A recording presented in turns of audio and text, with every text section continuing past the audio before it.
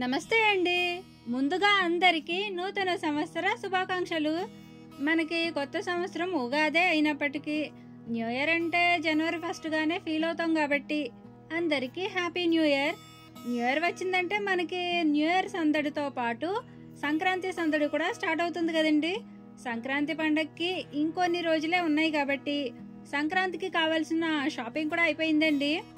అయితే సంక్రాంతికి నేను ఏమేమి షాపింగ్ చేశానో చూపించడంతో పాటు న్యూ ఇయర్ స్పెషల్గా కొన్ని మంచి విషయాల్ని కూడా ఈ వీడియోలో మీకు షేర్ చేస్తాను.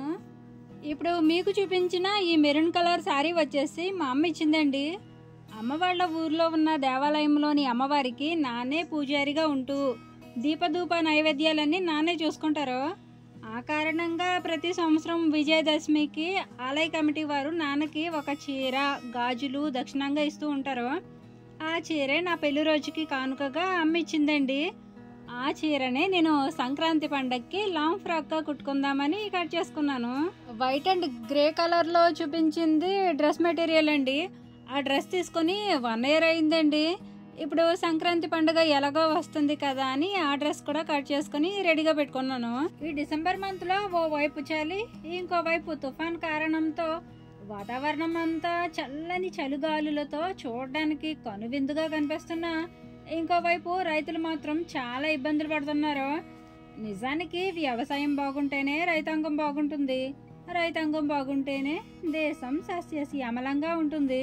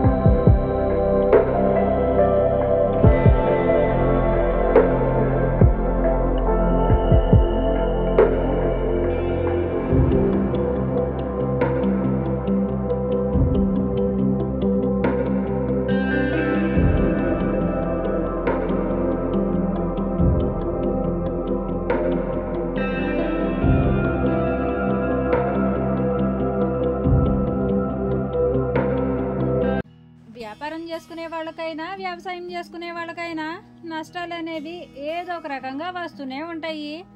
ఆ టైంలో కూడా మనం ఫైనాన్షియల్గా స్ట్రాంగ్గా ఉండాలంటే డబ్బు విషయంలో చాలా జాగ్రత్తగా ఉండాలి.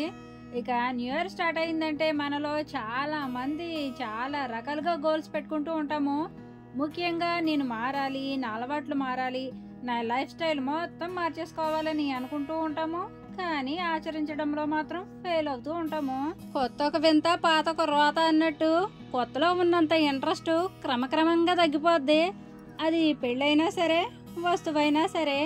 కానీ మనల్ని మనం మార్చుకోవడం కోసం అదేదో పెద్ద బ్రహ్మ విద్యలా ఫీల్ అయిపోతూ ఉంటాం. కానండి ఫస్ట్ అన్నింటికంటే మనకున్న టైం మనం కరెక్ట్గా వాడుకోగలిగితే మన గోల్స్ని రీచ్ అవ్వడం పెద్ద కష్టమేమీ కాదు. ఎందుకంటే సంకల్పం ఉంటే చాలదు కదా, దాన్ని సాధించాలంటే సమయమే సరైన ఆయుధం. మనుషులే మనుషుల్ని తేడాగా చూస్తారేమో కానీ టైంకి అలాంటి తేడాలు ఏ ఉండవండి. మంచోడా, చెడ్డోడా, ఉన్నోడా, లేనోడా, కులము, మతము, ప్రేమ, జాలి ఇలాంటివి ఏవి టైంకి అసలు అవసరం లేదు. మనం దానికి ఎంత వాల్యూనిస్తే అంతా మనకి మేలే చేస్తుంది తప్ప కీడు మాత్రం అసలు చేయదు. కాబట్టి మనల్ని మనం మార్చుకోవాలనుకుంటే ఫస్ట్ నేర్చుకోవాల్సింది టైం మేనేజ్మెంట్. ఇది నేర్చుకుంటే ఆటోమేటిక్గా అన్నీ అవే వస్తాయి. ఓకేనండి, ముందు రోజు శారీ కటింగ్, డ్రెస్ కటింగ్ చేసుకొని డ్రెస్ బాటమ్ లాంగ్ ఫ్రాక్ కుట్టేశాను. నెక్స్ట్ డే డ్రెస్ కూడా కుట్టేద్దాం అనుకున్నాను. కానీ అది తర్వాత కుడదాంలే అని పిల్లలకు క్రిస్మస్ సెలవులు ఇచ్చి ఇంట్లోనే ఉన్నారు కదా అని పిల్లల్ని తీసుకొని సంక్రాంతి పండగకి కొత్త బట్టలు కొనడానికి షాపింగ్కి వెళ్ళామండి. బర్త్డేస్కి కొత్త బట్టలు కొన్నా కొనకపోయినా సంక్రాంతికి మాత్రం పిల్లలిద్దరికి బట్టలు కొంటామండి. ఇక మన లైఫ్లో టైం మేనేజ్మెంట్ ఎంత ఇంపార్టెంటో మనీ మేనేజ్మెంట్ కూడా అంతే ఇంపార్టెంట్ అండి. సరైన ప్రణాళిక లేకుండా వృధా ఖర్చులు చేశామంటే మనం ఎంత కష్టపడినా ఎన్ని ప్రయత్నాలు చేసినా ఎక్కడ వేసిన గొంగలి అక్కడే అన్నట్టుగా ఉంటుంది. మీరు నిజంగానే ఈ 2025లో మీ జీవితంలో ఏదైనా సాధించాలని కానీ లేదా మీలో ఉన్న బ్యాడ్ హ్యాబిట్స్ని మానేయాలని కానీ టార్గెట్ పెట్టుకున్నారనుకోండి, అది కొంచెం సీరియస్గా తీసుకొని ప్రయత్నిస్తే ఎంతో కొంత చేంజ్ అయితే వస్తుంది. మరి నేనైతే ఏం టార్గెట్ పెట్టుకున్నానంటే కోపాన్ని తగ్గించుకోవాలనుకుంటున్నానండి. అంటే శాంతంగా ఉండడం అలవాటు చేసుకుందాం అనుకుంటున్నాను. అదేంటి సుమా నీకు కోపం ఎక్కువ అని అనుకోకండి. నేను ఎంత శాంతంగా ఉండాలనుకున్నా మా ఇంట్లో సిచ్యువేషన్ ఎలా ఉంటుందంటే స్టైల్ మూవీలో ధర్మవరపు సుబ్రహ్మణ్యం గారిలా ఉంటుందన్నమాట. అందులో ఆయన ఎంత సైలెన్స్గా ఉండాలనుకున్నా కోవే సర్లా గారు వైలెన్స్గా మాట్లాడడం వల్ల ఆయన శాంతంగా ఉండలేకపోతారు. నాకు కూడా అలానే ఉంటుందండి. అవి కాకుండా నా ఇష్టాలు, అలవాట్లు, ఆలోచనలు కొంచెం వేరుగా ఉండడం వల్ల కూడా నాకు కోపం వస్తుంటుంది. కోపం ఎక్కువగా ఉంటే స్ట్రెస్ పెరుగుతుంది. స్ట్రెస్ పెరిగిందంటే మెంటల్గా హెల్త్ పాడవుతుంది. హెల్త్ పాడైందంటే మనం హ్యాపీనెస్కి దూరం అయినట్టే. కాబట్టి కోపాన్ని ఎంత తగ్గించుకుంటే అంత హ్యాపీగా హెల్తీగా ఉంటామన్నమాట. ఓకేనండి. ఇలా జేసీ మాల్లో షాపింగ్ చేసేసిన తర్వాత డీమార్ట్ షాపింగ్ కూడా చేసేసామండి. పిల్లలతో షాపింగ్ అంటే కొంచెం కష్టమే, కానీ ఈ అవకాశాన్ని కొంచెం మంచిగా వాడుకుంటే పిల్లలకి చిన్నప్పటి నుండే మనీ మేనేజ్మెంట్ గురించి నేర్పించవచ్చు. ఇలా షాపింగ్కి పిల్లలను తీసుకురావాల్సి వచ్చినప్పుడు మనకి ఎంతవరకు ఏమేమి అవసరమో అవి మాత్రమే కొనాలని, వాటికున్న కాస్ట్ని బట్టి అవి మనం కొనగలమా లేదా అని ఆలోచించి అర్థం చేసుకునే మైండ్ సెట్ పిల్లలకి రావాలి. నేనైతే పిల్లలు ఏదైనా అడిగినప్పుడు దాని వెనుకున్న కాస్ట్ చూడమని చెప్పడంతో పాటు ఆ డబ్బులతో దానికి బదులుగా ఇంకేం కొనుక్కుంటే మంచిదో చెప్తానండి. ఒకవేళ మీరు కూడా మాలాంటి మిడిల్ క్లాస్ ఫ్యామిలీ అయితే గనక నా నుంచి చిన్న సజెషన్ అండి. అదేంటంటే మీరు ఇప్పుడు ఉన్న దానికంటే మీ లైఫ్ని ఇంకా బెటర్ చేసుకోవాలనుకుంటే ఫస్ట్ వేస్ట్ ఖర్చులు మానేయాలి. నేను కొన్ని ఎగ్జాంపుల్స్ చెప్తానండి.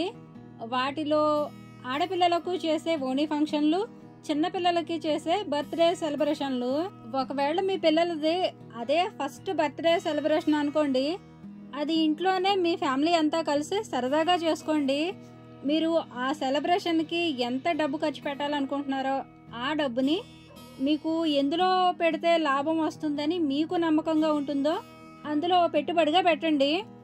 అది 10,000 నుంచి 1,00,000 రూపాయల వరకు ఎంతైనా కావచ్చు. అది మీకు ఓ 10-20 సంవత్సరాల తర్వాత మీ ఫ్యామిలీకి సెక్యూర్గా ఉంటుంది. వీడియో స్టార్టింగ్లో చెప్పాను కదండి, వ్యవసాయం చేసుకునే వాళ్ళకైనా, వ్యాపారం చేసుకునే వాళ్ళకైనా, ఆఖరికి జాబ్ చేసుకునే వాళ్ళకైనా సరే డబ్బు అవసరం ఏ క్షణాన్న ఏ రూపంలో వస్తుందో, ఎప్పుడు ఎలాంటి అవసరం వస్తుందో తెలీదు. కాబట్టి ఎప్పుడు ముందు చూపుతూ ఉండడం చాలా మంచిది.